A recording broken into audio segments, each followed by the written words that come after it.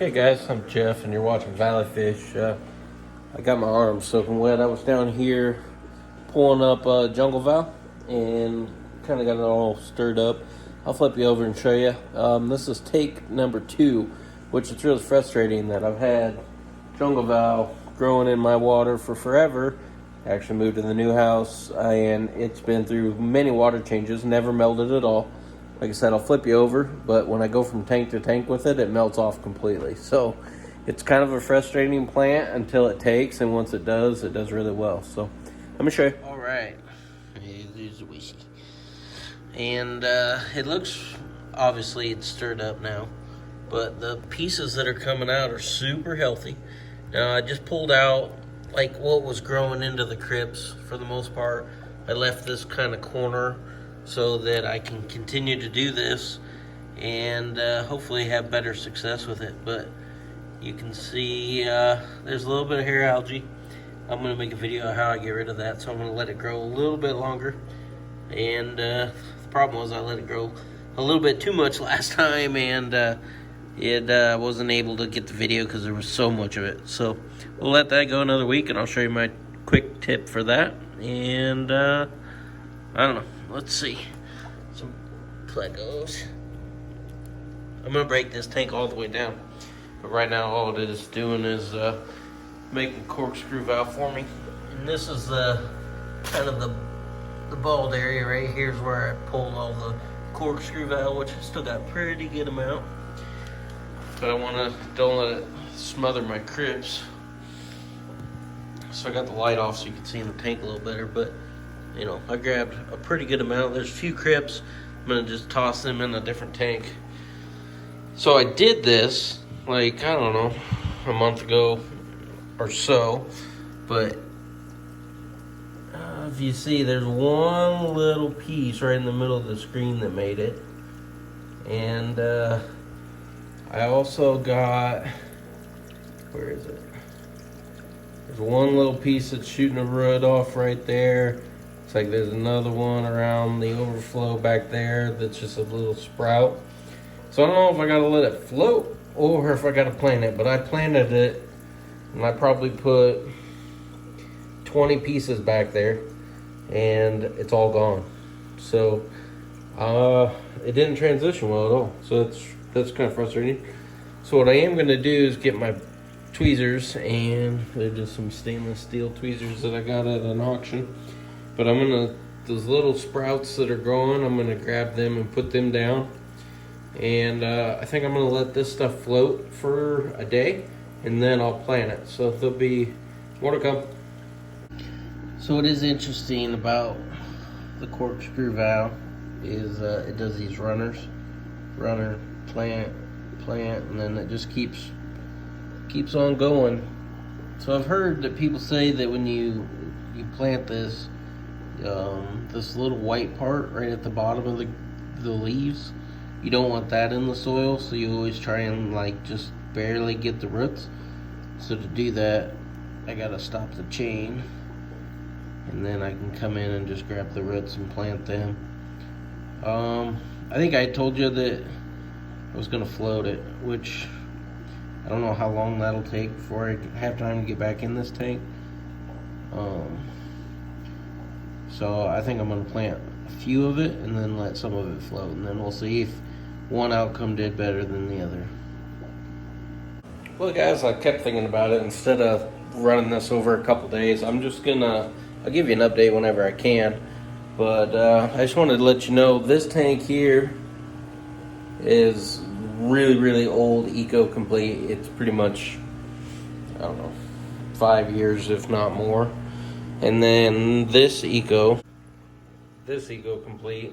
is, I'd have to look back from when I did the wall, but I'm guessing it's like 1.5 years old, so it's pretty much shot too.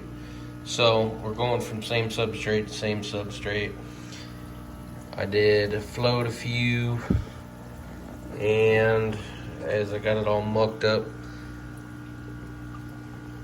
that's I got a few a little deeper than I wanted. But anyways, we'll see if the ones that are floating melt off, and we'll see if the ones that are in the substrate melt off. But the best way that I found of transferring this valve is what you do is you would take it into a container and you would just move the entire container from tank to tank, and eventually it'll shoot out little runners. Currently I don't have a tank full with the pot, but like you would just take like a vase like this and plant them in there, and if they finally take, they'll jump out and then they'll go into whatever tank that the runners will go to, and then you can move the whole pot, and it seems like they don't melt that way. But I don't have a pot set up like that, but I do have quite a few pots that I've collected, so I gotta get it going in one of them. And what I might do if this doesn't work is I'll rip some up and put it in a pot in this tank and hope to have no melt and then be able to just transfer the whole container. So that's my plan. There'll be more updates to come and see how well that's working, but awful blurry. This is the one tank that I broke, and I gotta finish painting and touching it up, but I think it's looking really good right now. And there's a really nice long fin pleco that I hope to breed. It's got perfect fins, very pretty fish. And what else? Oh yeah, I never told the YouTube community, but you remember them plecos that I paid $10 for and picked up locally? Yeah, they're full of redworm. So these red-tailed guppies, unfortunately, are going to be exposed to it. I was already thinking about stop breeding this line. So unfortunately, they were kind of sacrificed with the new plecos, but I've added a whole bunch of salt. And I've started with some forbidden dissolve flake. So hopefully in a year, it'll be gone. And I say that kidding because whenever you have a tank that has substrate in it, it just seems like it's a nightmare to treat. So I don't know. I might have to end up moving these to a bare bottom tank to be able to get rid of that. I call it redworm, which is like a slang term for it, but somebody will comment in the comments of what it actually is. I can't think of it. I had it on my tongue, but I lost it. So that's super frustrating because that little $10 investment just to get some new fish, some new genetics, really is gonna cause havoc for me. But that is the gamble that you always get with new things, and unfortunately, more times than not, it seems with my luck, every time I get something new, it was not worth it. That's my Select Nebula steel line. Need to thin it down. Somebody had made a comment they didn't like how I colony branded in 10 gallons, but all I do is get them going, pick the best ones, and then start it off in another tank. So it's kind of a prime example here. This is my Moscows. Now there's a whole bunch, right? Well, I picked the females that had the darkest dorsal and tail fin, and then I moved them down here. And you can see what I'm talking about. Dark dorsal.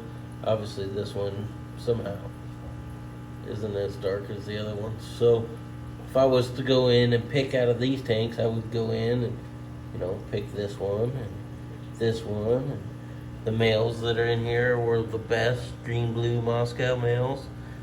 And you can see they look a lot better than the tank that I was picking from. Sorry, I got airline tubings hanging everywhere, but currently part of setting up the fish room, I'm gonna run an air header around so everything has air from a linear piston pump, but that'll be a project in the future.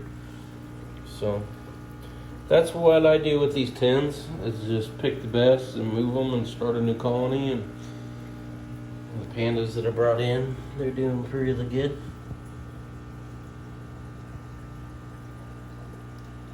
This one isn't as blue as he was outside, which is weird, but it's still really nice. Flirting with his girlfriends. Pretty fish. And this is just was a all male tank, and somehow I ended up getting a fry in here that turned into a female, and then now there's other little fries. So I usually just grow up my males that I don't want to breed, because they got weird stuff like this that just pops out. There's some nebulas, there's a panda, Moscows that maybe didn't have real good color in the tail or something when they were fry. So I enjoy watching them and watching them grow up. And I have pulled from this tank before there was a female in there, which I won't do anymore. So get that female out, and any other fry that turn into females, and it can go back to my male tank. And it's just kind of fun. Like, you got some weird kois and then this one is just a collection of everything that I used to take to the pet store, and I need to get back into that hobby. So there's just like a look at the rack. It is a U-line rack. It's 12 10-gallon tanks, 3 levels. They're all very well serviceable, because, like, you know, I can put my hand above that one, so feeding and getting in there. If I do any work, I gotta use a stool, but that's kind of what's going on. This is going to be 12 20s. This one's going to be a 40 with probably 2 rows of 10s, just like the rack behind it. This is all going to get tore down. All these are going to get tore down. 75, I'll probably do like a double 75, but it'll probably be on this wall. Still kind of up in the air on that one, but more updates to come. Well, I kind of was rambling, and probably everybody got confused because I didn't really think about what I was saying. So if you made it this far, I appreciate it.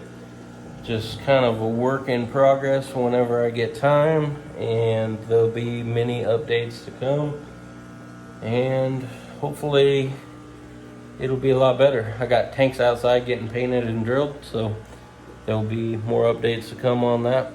Painting and drilling tanks is not fun. So, like, if you're ever like, yeah, I want to do that, no, I don't like doing that at all. That's the worst part of it. So got to get through it, and then it becomes fun. So like I said, thanks for watching, and I'll catch you in the next one. Later.